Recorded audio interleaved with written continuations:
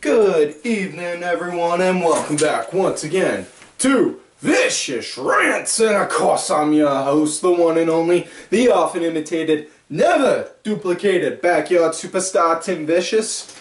I am talking about Raw, talking about this week's Raw, the probably one of the most important Raws of the year, because it's the go home Raw it's the go home Raw for WrestleMania.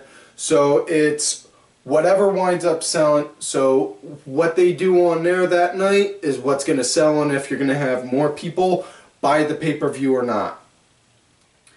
Anyways, on with the show. First things first, they start out with Undertaker coming out. Always great to have Undertaker be the opening segment. You know, not only that, plus with it, Undertaker came out. He came out, walked to the ring, under 2 minutes. Randy Orton, you have to beat the clock now. So, anyways, Deadman comes on out. He starts talking about on how some people, excuse me, lunch from work. Some people say, Undertaker starts talking about on how some people think the streak will eventually end, and on how some people think that there's only 3 things in life that are guaranteed: death, taxes, and the streak. You know, Undertaker, he just flat out says he's gonna beat the shit out of Lesnar and just drag him out to the sea. And then, biggest part that got me mad with that, or not the biggest part, but part that got me really mad, was just when Undertaker was doing the rest in peace, like that, minus the eye rolling thing. I just do that for dramatic effect. But he goes and does that. Right as he's in the middle of doing that, out comes Lesnar and Heyman. And I don't like when anyone interrupts during the rest in peace, whether it's somebody that I really like or somebody that I don't. I just don't like it in general. He comes out, Heyman starts talking about on how this isn't a fight Brock has to win. This is a fight that Undertaker must win, or something along those lines. You know, it was either way, Heyman wound up selling it really good. And which case, again, I'm waiting for when they do, instead of having Brock Lesnar have that Eat, Sleep, Conquer shirt, he's going to have Eat, Sleep, Squawk. Because everyone should fear the Brock Squawk! And, yep, that's right, I just went there. Anyways, after Heyman's done, Taker just looks at him and calls them both out, and you see Lesnar just start slowly walking to the ring. You see Taker pull the hood down, take the robe off, and just standing there, fighting stance. And you see Brock kind of go back up and down the ramp for a minute and then circle the ring like 2 or 3 times. Which, really, if you're going to circle the ring, do it once. That's it. Do it once to sell. You do it more than that, you're just doing overkill, really, in my opinion. But Heyman tried to come in with a chair, Taker stopped him, and then Lesnar finally got built looking strong by coming in, start slugging the Taker, took him out with a clothesline, and then picked him up and F5'd him. And then, of course, we got the Brock Squawk! And then he left. At least I believe there was a squawk, I don't remember. If there wasn't, I'm sorry, but if there was, by all means, please feel free to laugh on it. Either way, squawk! There we go. Now on with the first match of the night, Big E versus Del Rio, and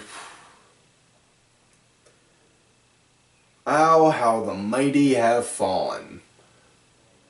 The big problem with Del Rio, his character, his gimmick. He's a hell of a wrestler, hands down. He's just got a really bad gimmick. You know, I mean,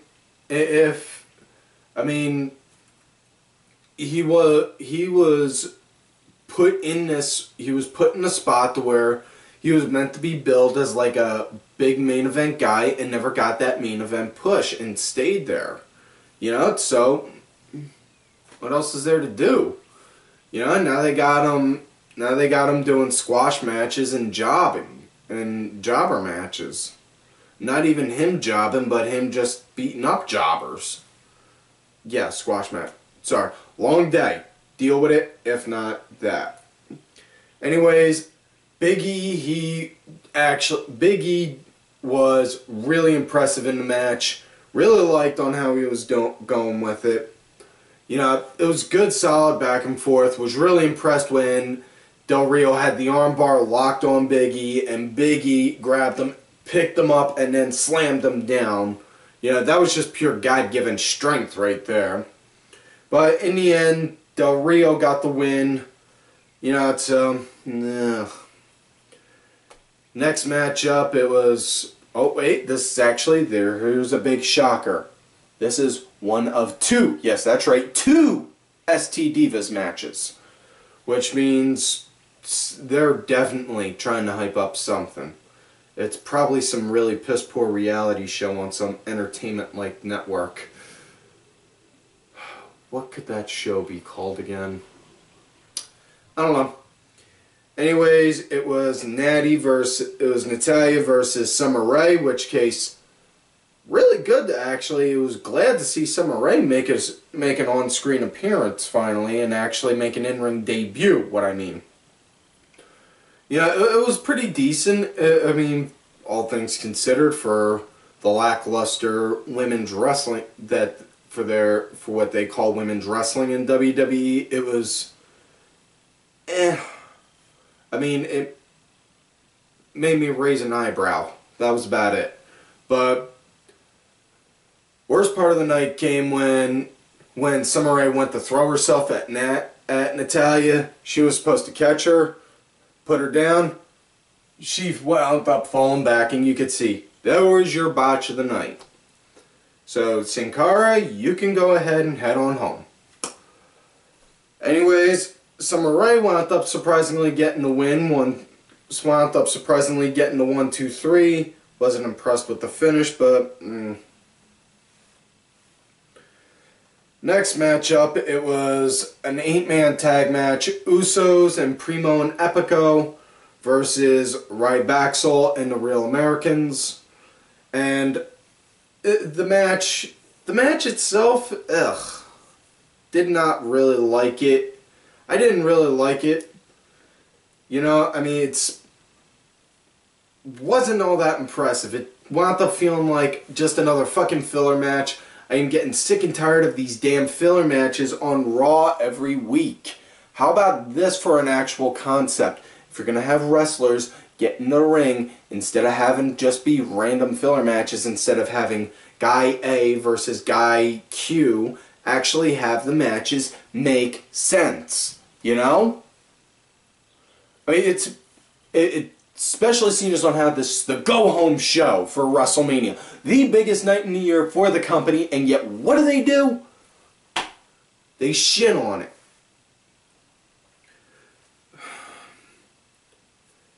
The only ones I was really impressed with this was the Americans, because they were actually, Cesaro, beautiful drop kick, wound up nailing it good. Swagger, he was working really good, and I'm not a big Swagger guy, and y'all know that, but getting impressed with it. And honestly, if the Real Americans don't walk out of WrestleMania as tag champs, I'm going to be legitimately shocked. But probably what pisses me more off than anything about with this is they announced on there that four-way tag match for Mania for the title with all those teams is going to wind up being the pre-show. That's going to be the fucking pre-show. Really? You're going to have a 2-hour pre-show, and you're going to give us that. For the love of I swear, they better wind up making that tag match at least a half hour minimum. Make the tag teams go out and show them what those titles mean. You know? Don't go out there, give us some 15 to 12 minute piece of bullshit call that a match, and then, boom, go on to the main show. No. Anyways, on how the match ended on Raw, Primo and Epico wound up doing the twin magic thing, since they both wear the do-rags with the eye holes in them. You know, apparently the ref couldn't tell the difference. So, next matchup, it was Finn Dumbledore and Sandow versus Cody Dust. And it was pretty decent, you know. It was fairly decent. The 3 people in the match that I actually like. One of them, and one with a ballroom dancer gimmick.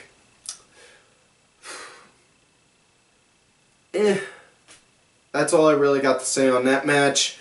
Winner of it was Cody Dust. You know, nothing real big, shocking. Really mad at the fact that those guys aren't in the tag match. Like I said, it would have been a hell of a lot better if they'd have wound up making the tag team thing, the match at Mania for the titles, a tag team turmoil instead, you know? Or even yet, have it be a random tag team gauntlet match. Have the Usos fighting random tag teams until there's either no more or somebody pins them. That would have wound up really putting them on the map. But we get this shit instead. Anyways, next matchup, Bray Wyatt versus R-Truth. And the whole time during this match, they're hyping up Bray's match with Cena at Mania. And all I'm thinking is, first he's going to beat up R-Truth, and then he's going to beat up Cena. Bray must really have a thing against hip-hop guys, huh?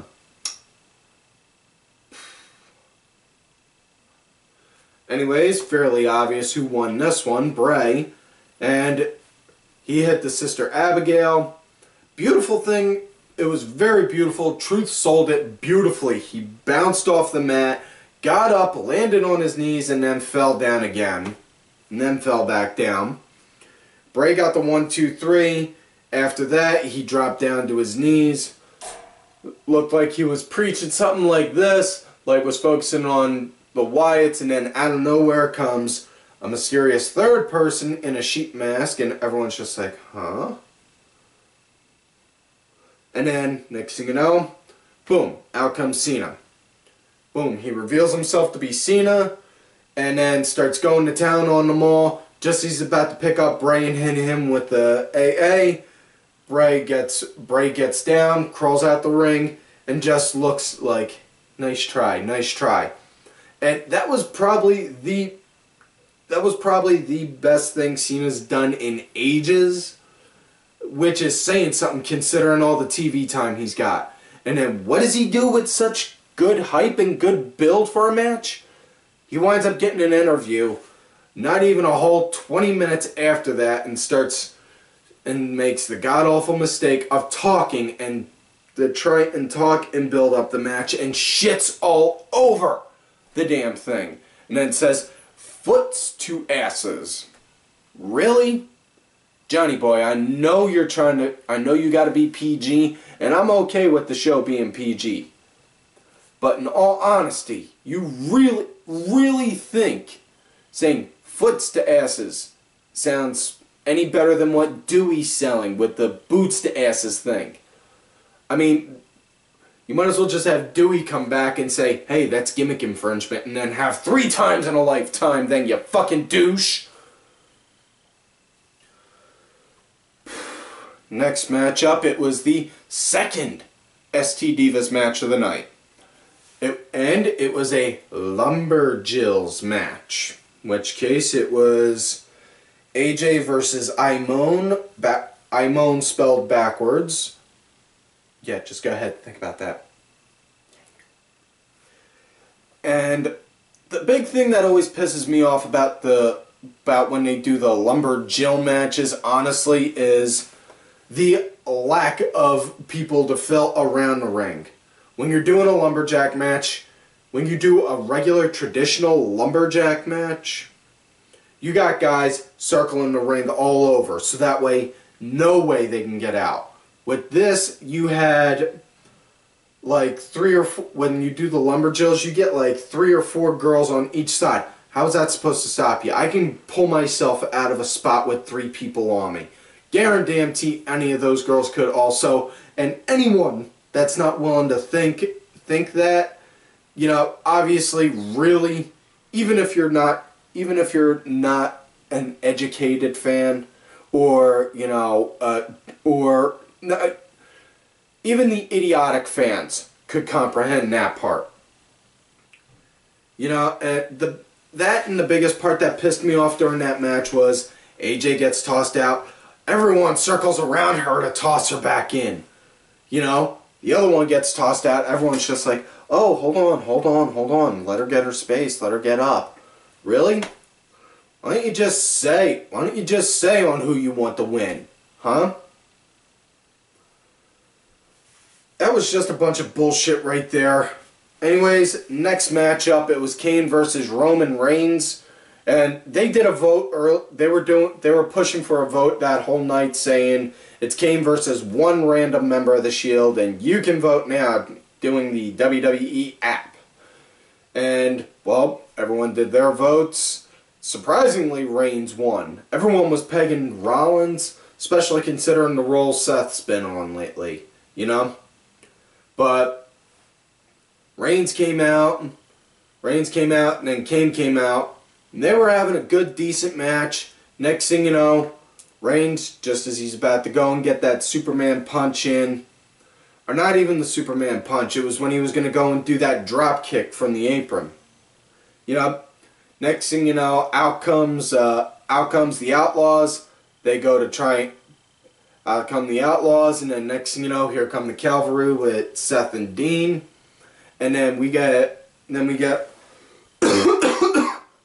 excuse me. Then we get all mayhem going on everywhere. Seth and Dean come in. Refs tries to stop them. Then Seth and Dean just start stomping away on Kane like it's going out of style. And then they go and call for the powerbomb just as they're about to get ready for it. That's when the Outlaws pulled Kane out. They're really doing good with building up this 6-man tag match, you know. Yeah, that's what I'm really impressed with that.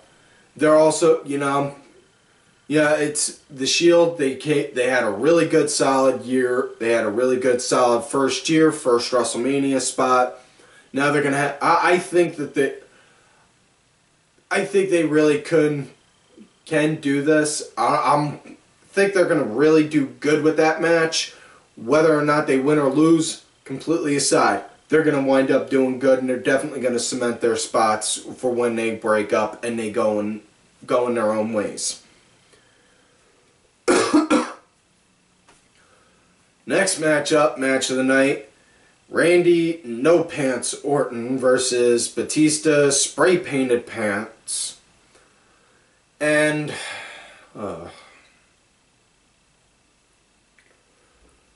Hunter wound up making the match no DQ earlier in the night because they all wound up. Yes, I'm doing hand puppets. Still, deal with it. Alright, guys, that's enough. Stop. Anyways, they do that. It was pretty decent. I mean, it was relatively surprising that they actually had that they were using chairs more so than the Singapore cane.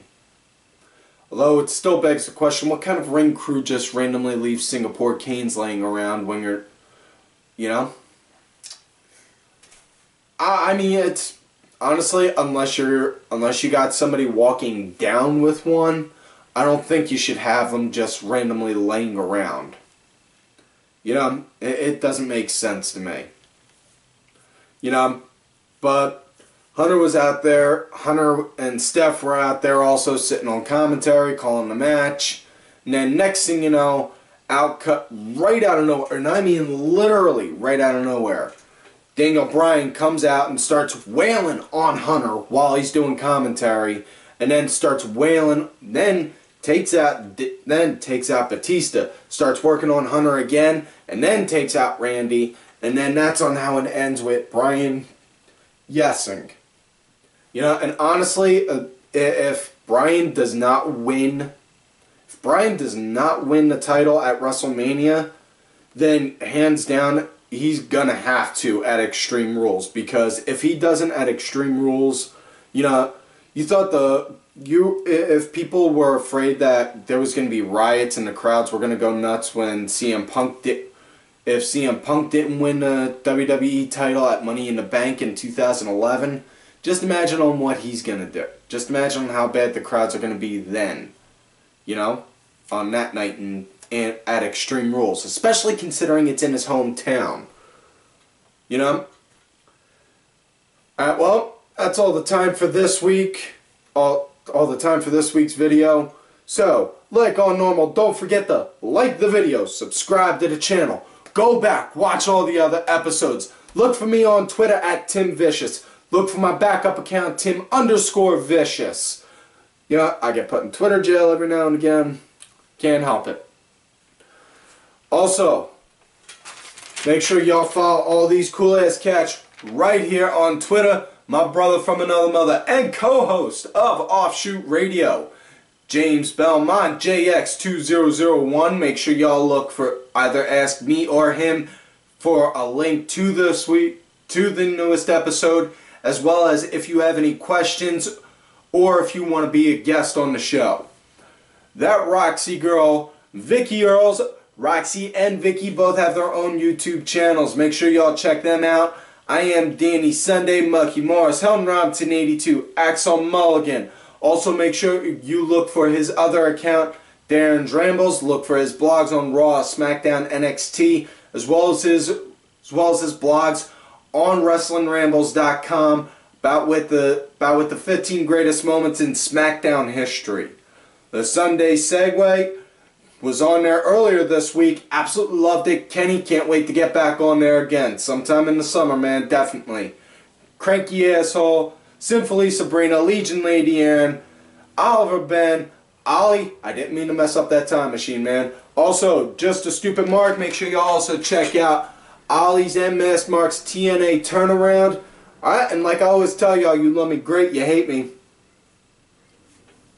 Fuck yous.